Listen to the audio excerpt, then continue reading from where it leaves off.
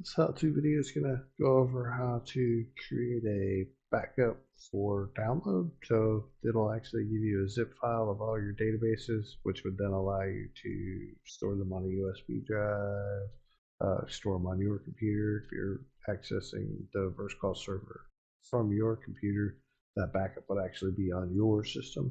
And this would be opposed to using the backup that is local only to the VersaCall server.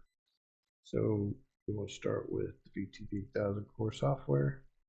We want to be in this control center under administration. So we select that here for administration, control center. And then we want to select this databases tab. And what we're looking for is this one right here, this icon for export. So if we click on that, it's going to give us a list of what databases do we want to export. You can pick and choose which ones you want. Doesn't have to be anything specific unless you're looking for specific ones. If you're trying to do a overall backup, I would suggest just select all of them. Then you're going to get this download button. And then it's going to show you over here in your browser, it's going to show your download progress.